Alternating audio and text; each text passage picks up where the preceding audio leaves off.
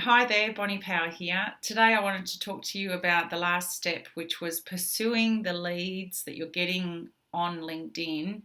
And the best way to pursue a lead is to get off LinkedIn and get into a meeting room with them, a coffee, a phone call, a Zoom meeting, a Skype meeting, something like that to start really building the relationship.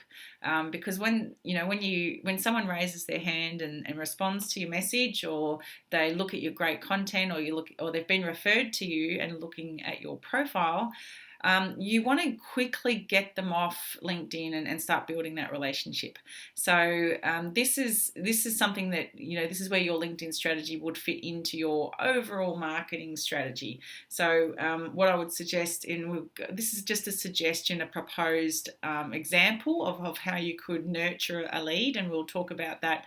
But you can obviously tweak this to your own business offerings and what you have in mind. So this is just to get some creative juices flowing. So the first step is to the LinkedIn message. When you send the LinkedIn message, I would actually that marketing message, I would back it up and send it through an email, because sometimes they don't look at LinkedIn. Like, some people are super busy and they don't get time to look through LinkedIn, and maybe with the way that LinkedIn's user interface is, that your message in LinkedIn will get lost. So what I like to do as best practice is to back it up with an email saying, "Hi, Joe or Jenny or John. I just sent a message to you on LinkedIn, but I thought I'd just pop it on an email just in case you missed it." And then I'd upload. Now, usually, if they're messaging back, usually they'll say, "I want to see some more information." So that's where you can upload your digital brochure or your one pager, etc., into the email as well. And then from there, hopefully you would have a system where you are pre-qualifying the call. So you would have somebody in the office, or marketing person, or even if it's yourself, for the first 2 or 3 months, just to start listening to the questions they're asking, so that you can then perhaps outsource or delegate this really important step. You want to make sure that that you're speaking to people who are a good fit for your company, and also that you could actually help them generate a result. So that's the step 2, is to do a pre-qualifying call with the lead. Step 3 will be to meet, ideally in person, and not many people think about doing this. Everyone wants to do everything online, but good relationships are set in concrete. They start with actually meeting people in the flesh. So I think as smart business people, we can actually tell a lot. Like that feeling that you get, the energy that you feel when you're actually speaking to someone, and even that can be a Zoom meeting or a Skype meeting. You'll start to feel some of the energy. But yeah, definitely step 3 is a good way to build relationships, by seeing people in the flesh if you can. Step 4 is to send your proposal. So you can either deliver it in person again, or to email it through. And at that point, there'll be a decision that gets made. So they want to say yes, or they'll think about it. And if they want to think about it, then they keep getting nurtured, which is then step 5 through to 9.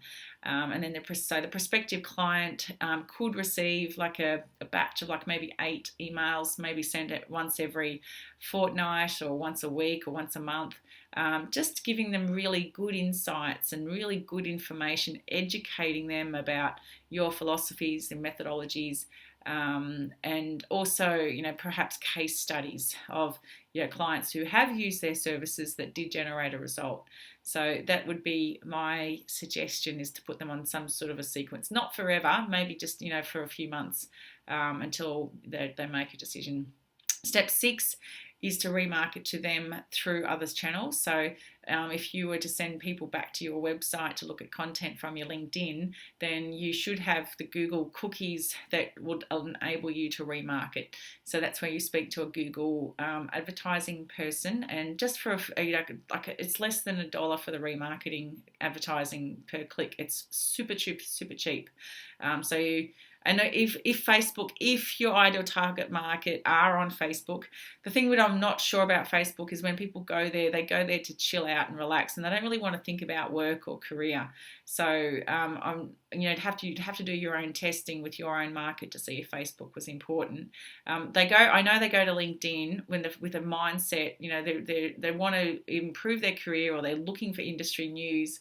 They're in that work mindset. So, but I've just got to offer that, because if it's a suggestion that you might want to consider if your target market are on Facebook. Step 7 is to advertise on LinkedIn, and this is where you would find someone who is a specialist in advertising.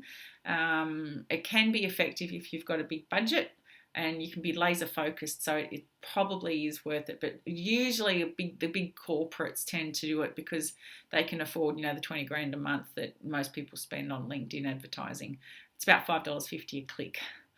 All right, so then step 8 is doing the perhaps sharing the case studies. So that's a little bit of a typo there. It's actually sharing more case studies. So like every quarter you would share a case study, because what you want to do is show this market that's in your nurturing phase that you are generating good results, and the whole human feeling of, oh my god, if we would have signed up with them 6 months ago, we might be getting these results as well. You want them to sort of feel a bit of pain for actually procrastinating on making the decision.